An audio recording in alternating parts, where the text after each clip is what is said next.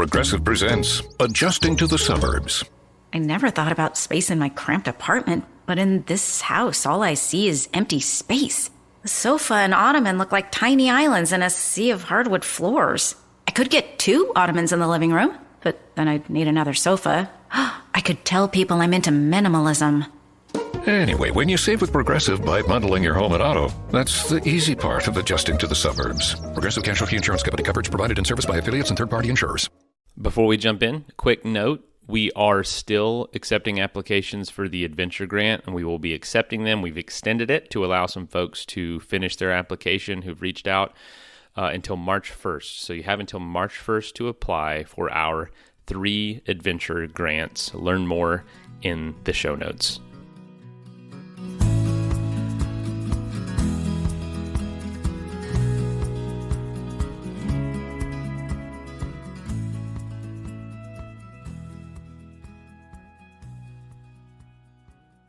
Hey folks, welcome to the Adventure Sports Podcast. I'm your host, Mason.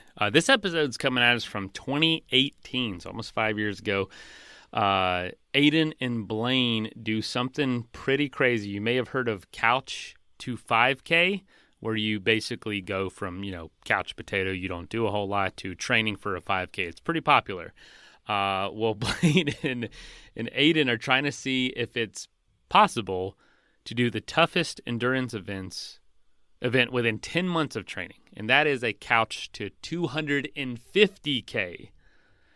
They're going to find out. So if you would like to hear about what this was like, this experiment, this idea of, going all out, this is definitely the Adventure Sports Podcast way, just freaking going for it. You're going to enjoy this episode. It's pretty hilarious. It's quite a crazy concept, but we like crazy on this show. So big announcement coming next week with Monday's episode. So be on the lookout in your podcast app for that episode. And if you haven't already, we are actually extending the podcast, the Adventure Grant to another week. So you'll have another week to apply. It's not closing. It didn't close yesterday. It's closing next week. So please apply. Make sure you get the word out there.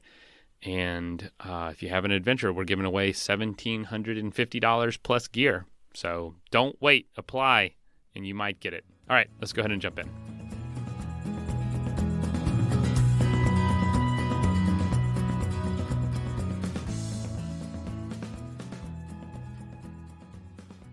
Hey, welcome to the Adventure Sports Podcast. Thank you so much for listening in today. I have 2 gentlemen from Ireland, Aidan Doherty and Blane O'Donnell, and they are doing something kind of unique.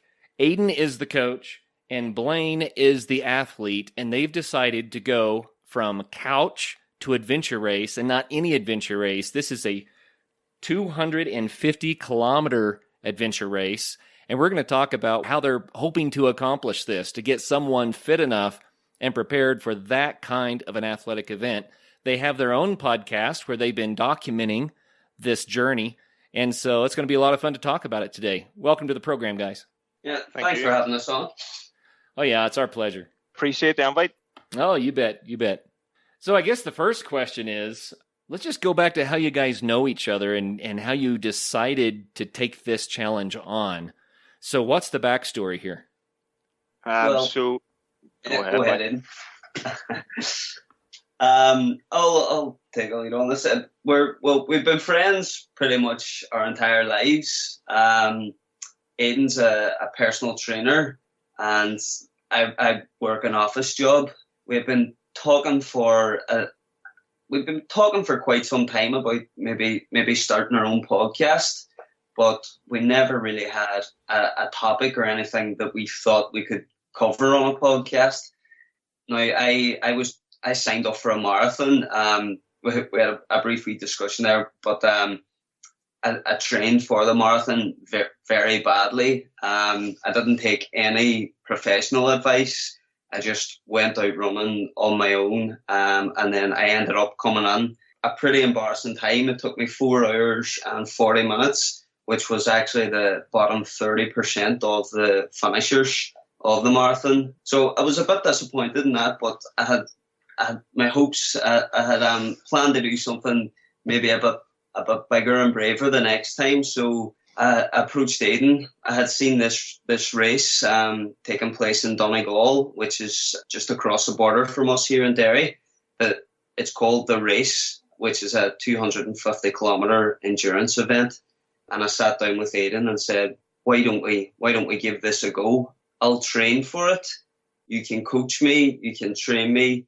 We'll document the whole process. We'll start our own podcast, and we'll just see where it goes. And that's where the Couch to 250K came from. Awesome.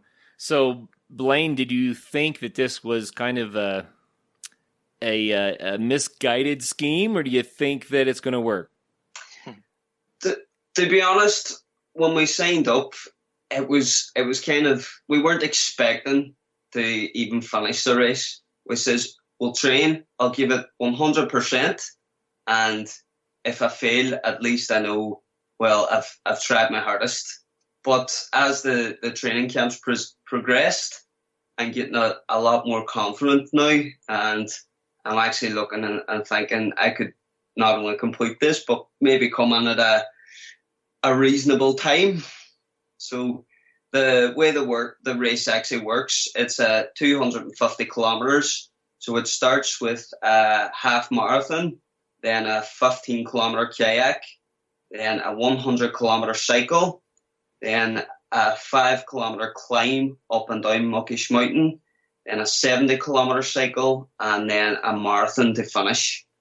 So it's a big challenge, but like I say, the training has been going well, and I'm feeling slightly optimistic, I suppose you could say. Well, that's good. Aidan, as the coach, how's this going? You think this is going to work? Well, just like Blane at the beginning, I honestly wasn't sure that he was up to a task. But one thing Blane has going for him is that he has great mental durability. So he's really stubborn, if you would like to say it like that. He doesn't give up easily. And I think that we've been training now roughly 12 weeks, maybe slightly longer. And training's going really, really, really well. We have gone from strength to strength, coming from his marathon performance to where he is now. Athletically, he's two different people. He's currently sailing, so we have an event schedule, so we're trying to get him as much event experience as possible before the actual race, so that the experience doesn't overwhelm him. And the way he's sailing through the events now, it definitely inspired some optimism in me. I think if I had to place a bet on him finishing now at this point, I would confidently place it on him to finish. So training seems to be going good. He's getting fitter every day. His sessions are getting longer, and we're approaching the training tactically, strategically. And if all goes to plan and he doesn't pick up an injury along the way, I can only see him finishing. Wow, that would be impressive. So how long do you have until the race starts? So you have 24 hours, the event itself takes place in March. So we're pretty far out, and you have 24 hours to complete the event. And I think a significant majority of people come on kind of in the later teens and the 20-hour marks. So it's a pretty long event, but like I say, I'm confident that he'll get through it, no problems. Okay, so this is the angle that's really cool about this. We have a lot of listeners out there that have heard from ultra athletes who are doing major events, and I think if they're like me, they're often thinking, is it possible for me to actually do something like that, or will I never be able to accomplish it? And so you're going through the process of, and you can't say that you had no athletic ability, Blane, beforehand, because you got through a marathon. You said you were disappointed with your results, but you got through it. So that tells us something about you right there. But the idea that you're somewhat active and now you're going for, this is crazy, running a half marathon and then 15K of kayaking, 100K of cycling, 5K of mountain climbing, 70K of cycling again, and then a full marathon. Yeah. Yeah. Wow. So that's huge. And I guess the question or the thing I would like to know is, how are you training? What are you doing that makes this possible? Is it a fun experience? Is it just too grueling? You know, those sorts of things. So why don't we dive in there a little bit? You've mentioned if we don't get injured, we're going to make it. And that really is the key, right? Avoiding injury. So what are you doing to make sure that there is not an injury? Well, Aidan's developed a really good training plan. We're trying to stick to the training plan as much as possible. The thing with the training that we are doing, it's mostly running, mostly cycling. It's repetitive work, but not really high risk. So I haven't picked up any injuries yet. And like I say, I'm hoping to avoid any injuries. The main challenge that I have found is maybe the diet. So on top of the training plan, Aidan has put together a strict diet plan, a bit of a challenge for me to get round. I approach the training head on. I'm sticking to a plan, just getting out, sticking between maybe 9 and 12 hours a week, depending on if it's if I have a really long run in there on the weekend. But like I say, I'm finding that pretty easy. The diet, on the other hand, has been slightly more difficult. I think it took me maybe 6 or 7 weeks before I actually got to a point where I was sticking to the diet. So it's big changes all around for me, I suppose. And the thing about the training is it hasn't necessarily ever been difficult. I'm never pushing myself to a limit where I can't go anymore, but it is very time consuming. So like I said, between 9 and 12 hours training per week on top of a full-time job, it is quite difficult. But we've approached all of our training and putting a plan together. We're approaching everything smartly. So for our first step before we even put the training plan together, we went and got a lactic acid threshold test done, which gave me my heart zones, so I know when I am out training, when I'm running, if I stay within a certain heart zone, I'll reduce the how quickly I fatigue. And we're using lots of different techniques like that, which is greatly reducing the chance of injury. Okay. So you're saying 9 to 12 hours per week. What kind of distances are you doing as part of your training right now? Well, at the minute, I'm in the middle of 4 weeks of events, but we haven't quite gone by distances. It's more time. So I'll go 4 days a week. I'll do an hour and a half run or an hour and a half cycle. 1 day a week, I'll do 2.5 hours kayaking.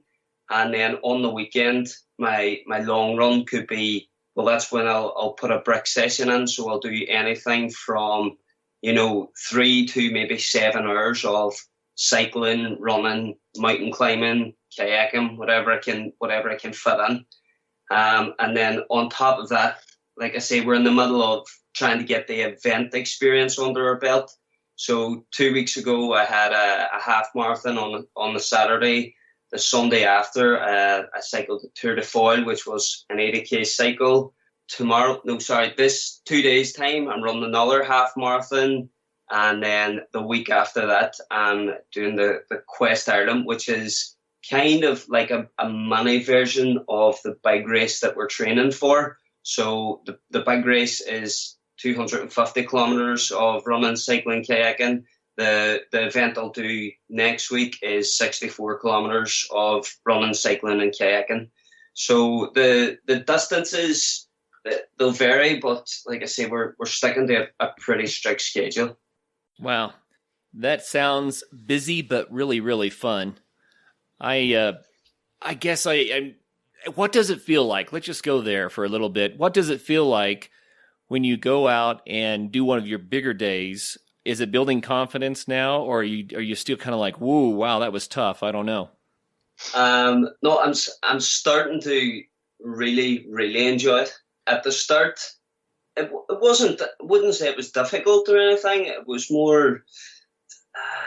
if I went out on the long run and I come in, I was tired. If you had have asked me straight after one of those long runs, do you want to do this again? I would say absolutely no chance. And whereas now I really enjoy the long runs. I come in, I'm not as fatigued, and there's real excitement about covering bigger and better distances each time. And like I say, I'm really starting to enjoy the runs and really look forward to the next one. So Aidan, Blaine's complaining a little bit about this diet. He said it's taken him about 7 weeks to stick to it. Well, what are you doing to him food-wise? It's honestly not that difficult to diet, regardless of what Blaine said. He really only has. I have given him a meal plan with a lot of variations of different meals, but fundamentally, what I need from Blaine is to have a certain amount of calories, so that is enough fuel for his training, and a certain amount of protein so that his muscles can recover and they can build and develop, and he can become faster and better at what he does. Like I say, there's plenty of variation in there. It's not that the diet's difficult. It's just that for anybody training for anything, be it fat loss or for a big event like this, diet is a 24/7 thing. So it means that you have to be motivated the whole time. So from you get up in the morning till you go to bed, you have to be motivated and sticking to the diet. The training is done and dusted in a few hours. Apart from those long sessions, done and dusted in a few hours. So most people tend to deal with the training a lot easier than they do the diet. But it's a learning curve for him, and he's coming around it now. Everything seems to be on track diet-wise. So like I say, everything seems to be going good at this point, and hopefully he sticks it out. So Blaine, how does this diet make you feel? You said it was kind of tough to stick to. What was the biggest change?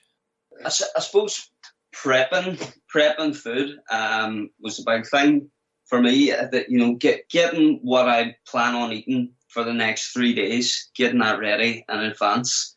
I would have been very much, just going to work with no lunch prepped, and then nip out and grab some fast food or something for my lunch. Never really planned what I was eating, or never really thought about, eating healthier. So I kind of just lived by that for the first few weeks anyway. As I say, I stuck to the training plan, but didn't change anything up. And there was, I definitely noticed a bit of sluggishness maybe in my progress, as opposed to when I did, change my diet, stick to the plan. I noticed my progress moving along a lot faster. My energy levels were up, my times were up, my speed was up, my recovery time was down. Everything just seems to go a lot better once we stuck to the diet plan. And like I say, Aidan knows what he's talking about. And when he put the plan together, it was put together for me. So like I say, I don't know all the benefits of the diet plan, but I know it's working. Let's take a quick message break and hear from the folks that help make this show possible.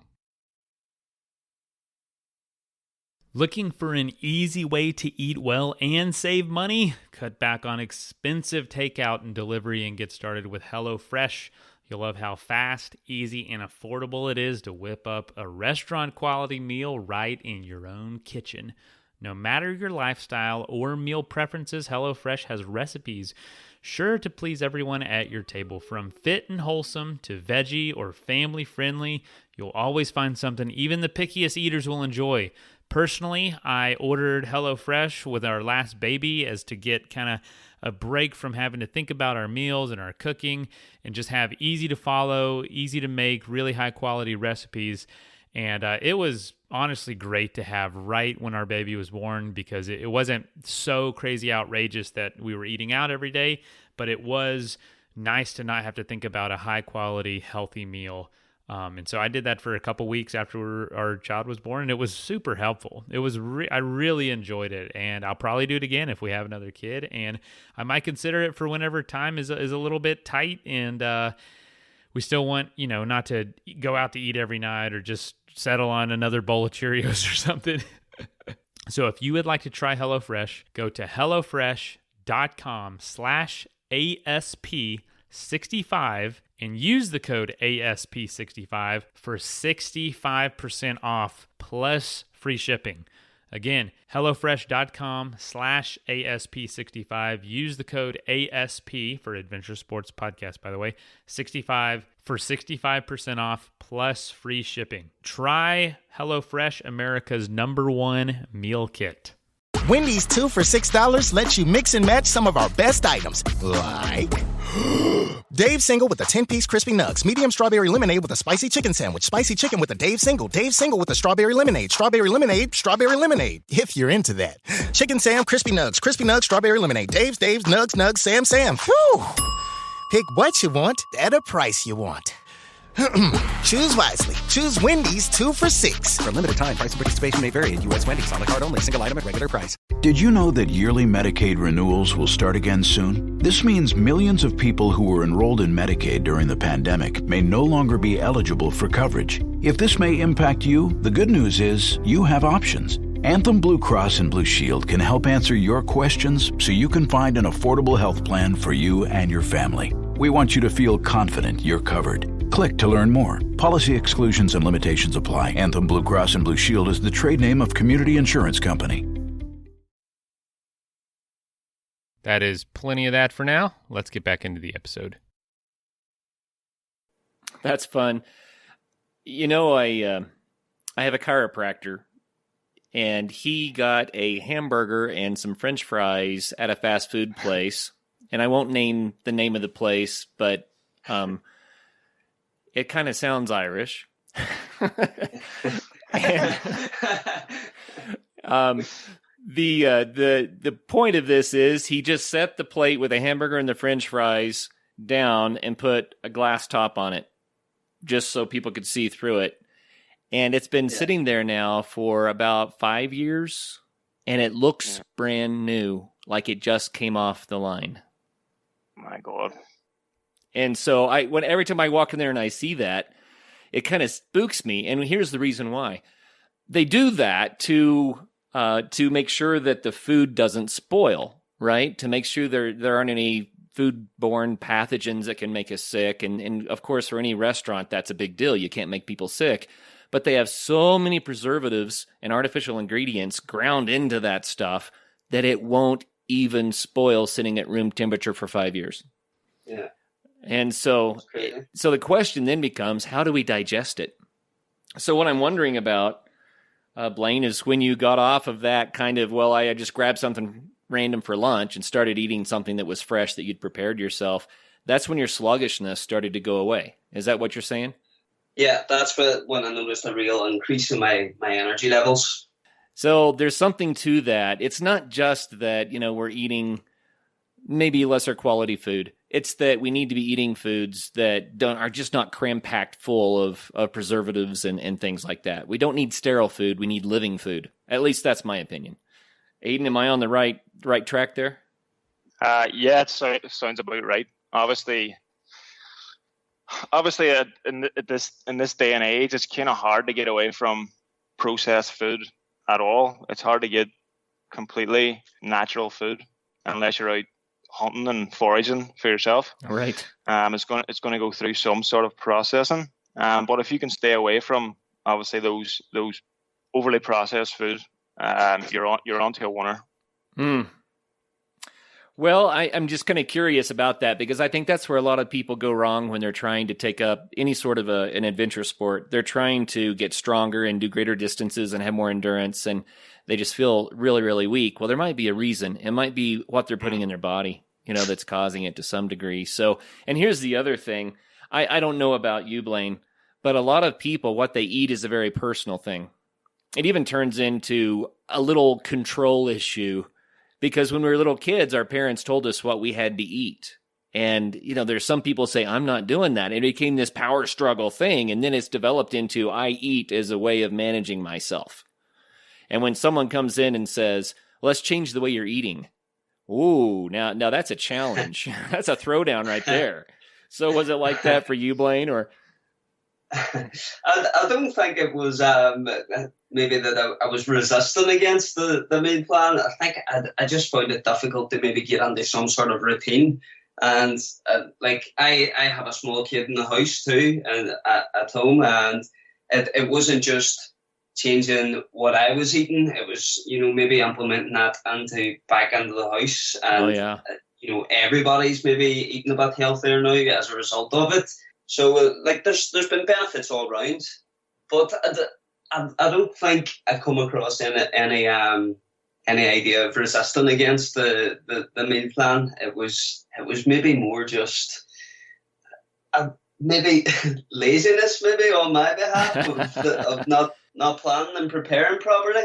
But like I say, I can admit that now that I'm on a routine and eating healthy, so it's all good now. Well, that's good. And the reason I brought all that up is because I think, for some people it's a huge issue. And for you, it sounds like it's a matter of routine, changing the routine. But for some people, it's a lot deeper rooted than that. And I just throw it out there for people to consider. Could that be part of it? But I tell you what, when you start eating better and you start feeling better, then you get that positive feedback, Yeah. Well, let's talk about the next step in this. Aidan, what practices keep Blane from getting injured? So, look, you can't guarantee not getting injured. You can take preventative measures, which we're trying to do. But, I mean, when he's out there on the roads or when he's on the gym, it's one wrong movement and he's injured. But what we're trying to do to try to keep him injury free is we aren't jumping on head first. We're tapering our training up. So every week the training gets in small increments. It gets a little bit harder.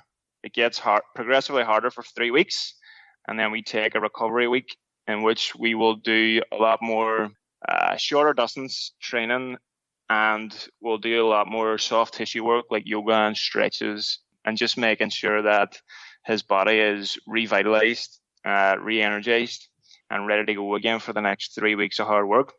Also, a big problem with these endurance events is that your body's not built for this kind of repetitive strain, this repetitive stress that you're going to put on it. So you're literally crashing down, all the weight of your body crashing it down onto the ground, and your joints have to absorb all that impact over and over again. So part of Blane's training is also to build a bit of musculature around those joints so that they're a bit more stable, so that they can absorb a bit more impact. Hopefully we get in there injury free. We also have the way we approach the training. Blane already mentioned, as we took Blane and we got his lactic threshold assessed, which means we analysed Blane's cardiovascular fitness and we found out at what point he fatigues.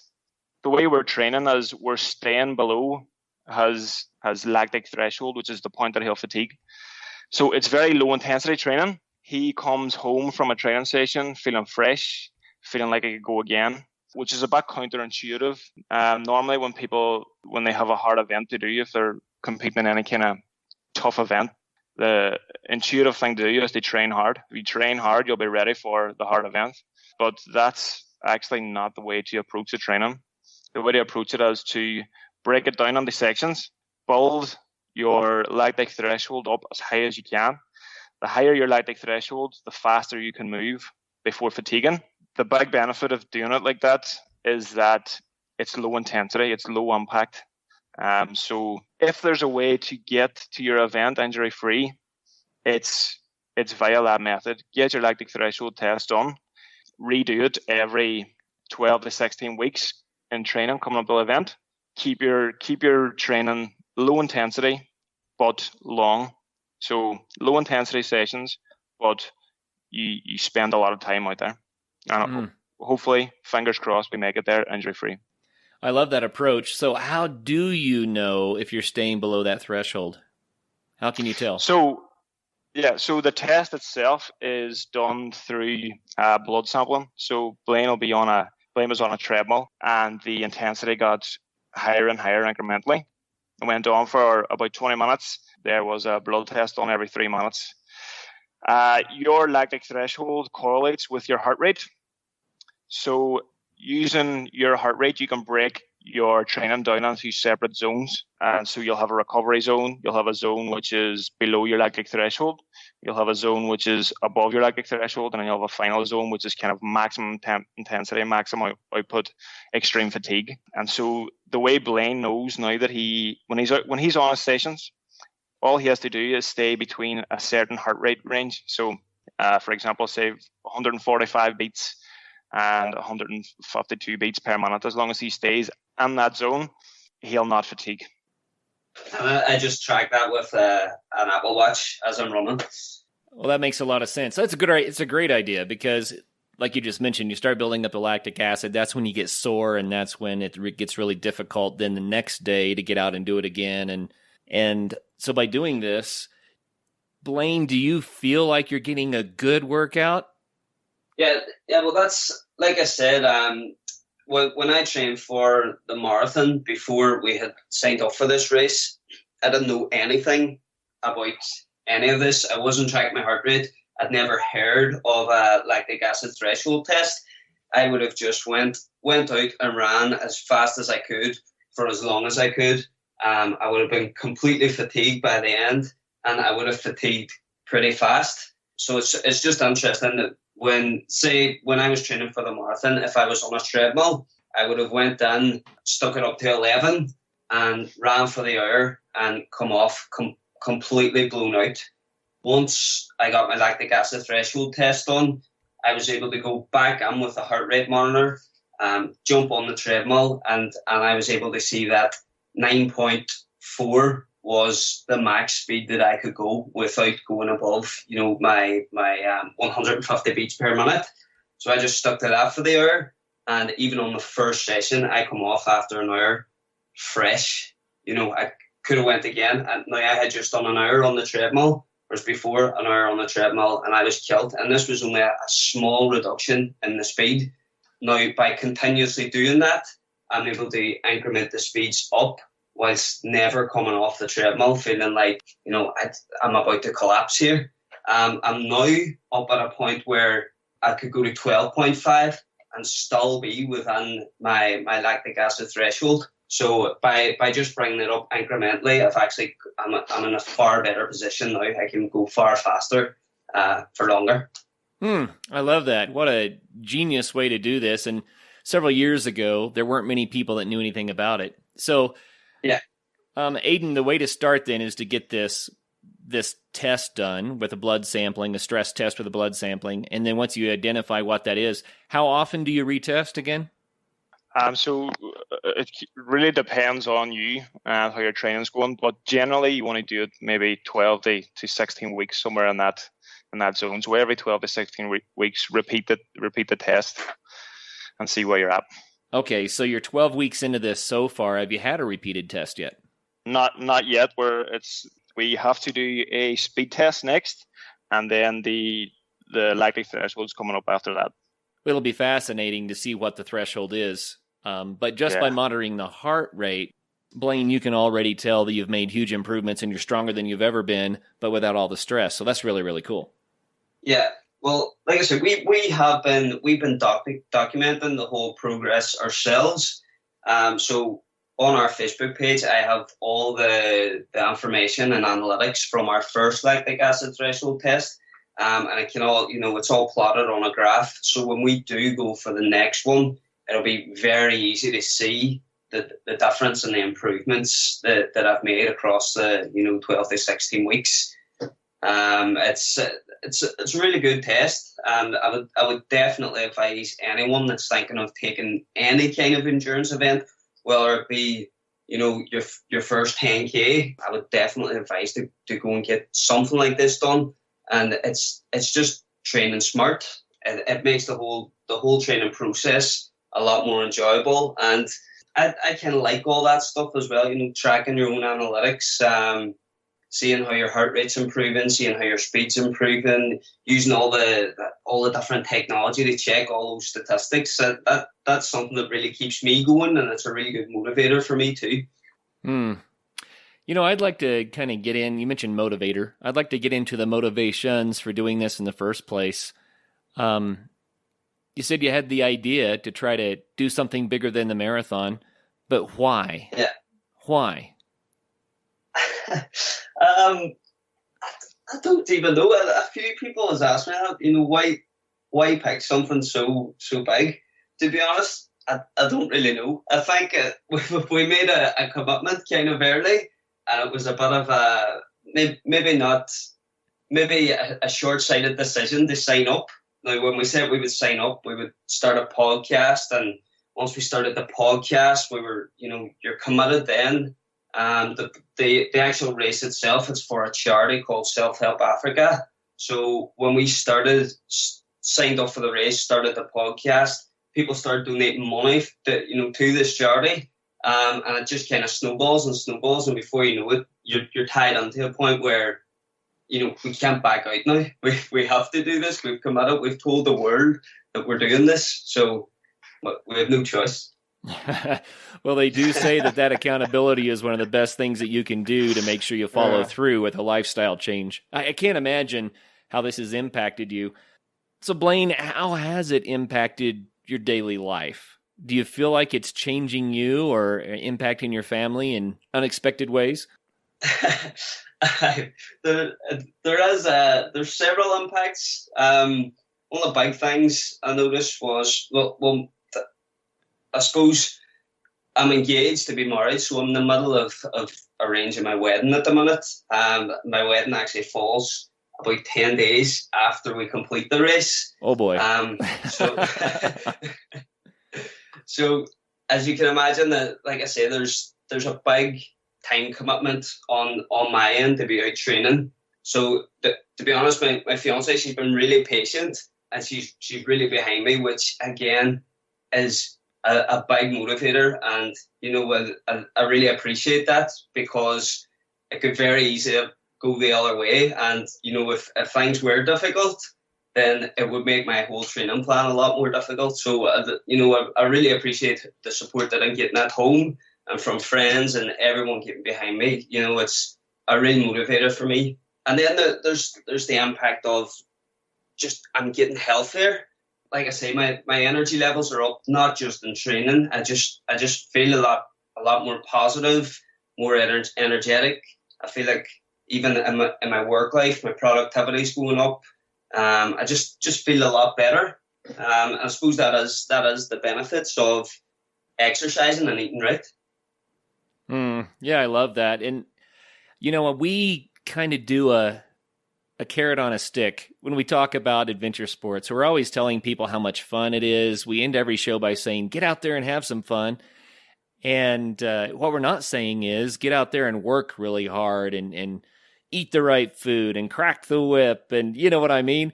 The point is that if you look at all the benefits for what you're doing, then it helps to stick to it. It helps to motivate. And, when you start getting that increased energy, more productivity, a different life perspective. What about stress? Has your stress level been more manageable now that you're working out regularly? To be honest, I don't know if I ever felt a lot of stress. I'm not really the type of person that gets really stressed out about things, but I'm certainly not feeling any stress now at the minute. Good. Well, Aidan, I want to kind of get the perspective from Ireland, because we have listeners all over the world, but not that many in Ireland compared to the rest of the planet. So the rest of us would like to know. I've been hearing that Ireland is kind of going through a fitness revolution. What's going on there? Yeah, it's really booming, particularly here in our city. It is in the last maybe 5-6 years, you've seen a massive increase in the amount of people out running in the evenings and the mornings, which doesn't sound great, but you haven't experienced our weather. We get the worst summers and the worst winters. So for people to be out running religiously. It's a big shift culturally. It's probably the reason behind it is probably just through information sharing, social media. When you see people getting active online, it inspires you to get active yourself. And now that we can share information in the blink of an eye, it even if it's making you guilty seeing other people working out, if that's what it takes to get you out there and get you working out, then happy days. And I think that's what's happening. In terms of business, as a personal trainer, you really see it. I mean, you're never short of clients. Everybody's looking to get fitter, get stronger, get healthier, and it's great to see. You know, as I'm sure you know, obesity now is at an all-time high. It's one of the biggest causes of death in the Western world. So it's really great to see. Big benefit to society. You know, I'm just glad that it's reached here. It's reached Ireland. You know, if you think historically, there was a time when most people got a lot of exercise just for their daily activities, you know, because of farming or what have you. They got a lot of being outside and movement, and that was where their health came from. And then we entered into a time with mechanized farming and more people going to desk jobs and that sort of thing. Yeah. I think that's part of where the obesity came from. We have plenty of food and we don't move anymore. And so now we have the generation that's starting to say, no, I feel better. I am better when I get outside and I move. And so the pendulum is coming back again. And I think worldwide, people are finding this out and they're getting healthier. Yeah. And that's what this is all about. Well, and the two of you are doing something right now to help people out if they're interested in becoming more fit, just by sharing it and documenting it all through social media and on the podcast. How can people learn more and watch what you're doing? Let's take a quick message break and hear from the folks that help make this show possible.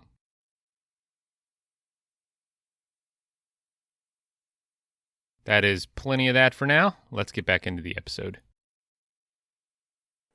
And one of the big things too, which is it's an idea that I'm really excited about. Blane has put it like this in the past, and it's very well put. He said that what we're trying to do is create like a one-stop user manual for anybody competing in a endurance event. And so the idea is that we want to get as many experts from as many different but related disciplines, bring them onto the podcast, and get them to give us some advice that the individual competing in an endurance race would never really hear. You know, a lot of people get their information and it's just passed on. It's just word of mouth. And as you know, word of mouth is reliable. It's very unreliable. So if we can create a space in which a lot of people who are very well learned and invested in their discipline, and they can offload some of that information, and it can be a really good resource. So, for example, we had a podiatrist on the show a few weeks ago, giving us a breakdown of, you know, the lower extremities and the injuries picked up, how to prevent them. We've got a physiotherapist coming on. We've got a dietitian coming on. We have plans to bring on a cardiologist. We have plans to bring on a sports psychologist, probably maybe even a pharmacist. Hopefully it'll expand from there. Every time we meet somebody, they're telling us about somebody else who could bring something to the show. And if it goes how it seems to be going at the minute, I think it'll be something very, very valuable for people. If we can bring all those disciplines into one place, get them to offload all that information, have it on demand for people. It's a resource that if I was competing, I would find invaluable for sure. Oh, yeah. And so the name of the show is Couch to 250K Podcast. And that is 250 the numbers, right? Yeah. Couch to 250K Podcast. Yeah, and we're on Facebook and Instagram too. And you can pick us up on the website too, aidandohertyfitness.com. Say that one again. Yeah. So the web address is Aidan, AIDAN, Doherty, DOHERTY, fitness, FITNESS.com. Okay. Yeah, and we're also on Spotify and iTunes, just under the name Couch to 250K. Very cool. And, I have met over the last 3 years hundreds of amazing athletes, and I would love to make some introductions for you guys. We can talk offline, but so many amazing ultra-distance athletes have been on the show and shared their passion for doing this sort of thing, and maybe they would be willing to go on your show and share some of those experiences, so we can do that too. Yeah, that'd be amazing. Well, guys, I think what you're doing is admirable, and I love it, and I love it that you're sharing it with the rest of the planet so that people can be motivated and learn how to do this themselves. What do you think it's going to be like, Blane, on race day, when the race actually starts? What do you expect to happen? Well, I'm hoping to get a full night's sleep the night before. That might be hard. Because I have a long day ahead of me, but in an ideal world, I'll be standing on the start line, confident that and injury free, but I suppose mainly confident that I've done enough to get me through this. And even if I don't get through it, I know that I've put on 100% effort. That's the main thing for me. That I don't want to be getting a DNF and then sitting back and saying, I wish I had went out those couple of mornings, or if I had done this differently or that differently. I want to, if it does come to a point where I don't finish the race, I want to sit back and say, well, at least I give it my best. Yeah, that's a great attitude. And I like this shot. I'll give you this parting shot. I visited with a mountaineer recently, and he talked about the team of people that were climbing Mount Rainier. And on his group, they asked everyone in the group, why are you climbing prior to the climb? How are you going to get to the summit, right? And everyone that answered, it's all about the summit. I'm going to accomplish this great thing. Everyone that answered that way did not make it to the summit. There was another group of people that said, I am here to experience this. I want to know what the weather's like. I want to know what the mountain is like. I want to have a camaraderie and the friendship. I just want to experience this. And if we make it to the summit, then, that's fantastic. But the main thing for me is being part of this moment. You know what I mean? They all summited. They made it. That's a metaphor for life. It is. And I love it so much. The point is that we can set huge goals, but it can't always be just about the end. It's got to be about the process. It's got to be about the journey along the way, right? Yeah, definitely. Well, thank you guys for sharing this journey with us. I think it's awesome. One more time, let's see here. We have AidanDohertyFitness.com, and that's AIDANDOHERTY fitness.com. And then Couch to 250K podcast. And then I guess it's Couch to 250K is the way to find you on Facebook and the other social media. Yeah. Is that right? Facebook and Instagram. Yeah. All right.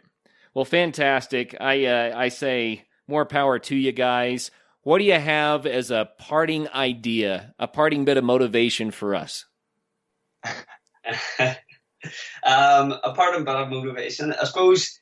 If anyone is thinking about getting involved in an endurance event like this, go on and check out our podcast. We are developing the Idiot's Guide to Adventure Racing. We're there. We're asking the stupid questions. We're both complete newbies to this. So, and if you need a bit of inspiration, just look at what we're doing. We don't have any experience, and we've taken on one of Ireland's toughest challenges. But we're getting there. We're sailing through it. So, I suppose anybody can do anything if they put in the hard work. Well, thank you. Thank you so much for that. Aidan, what do you have to add? That's something I said to Blane was that completing an event like this, such an extreme event, will, I believe, change his outlook on life. It's something that very few people on the planet will do in their lifetimes, and it's going to be something that he will overcome. And I think that it'll change his approach to all of his obstacles going forward.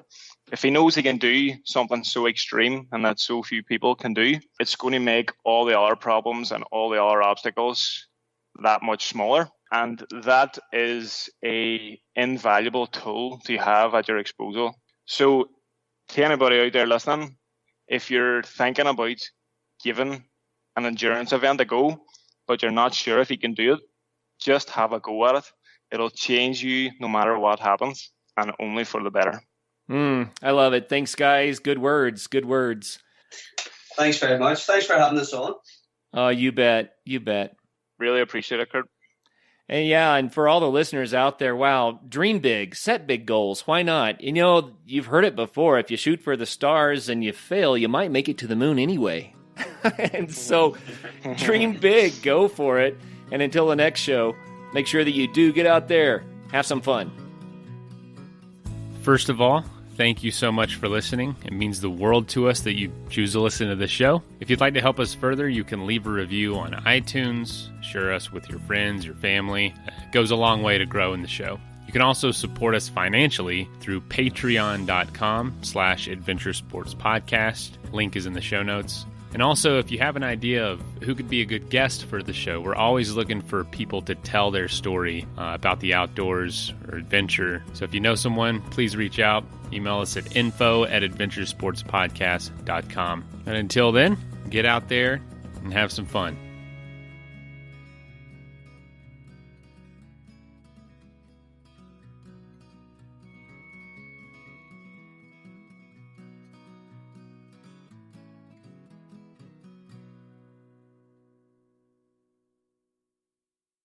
Did you know that yearly Medicaid renewals will start again soon? This means millions of people who were enrolled in Medicaid during the pandemic may no longer be eligible for coverage. If this may impact you, the good news is you have options. Anthem Blue Cross and Blue Shield can help answer your questions so you can find an affordable health plan for you and your family. We want you to feel confident you're covered. Click to learn more. Policy exclusions and limitations apply. Anthem Blue Cross and Blue Shield is the trade name of Community Insurance Company.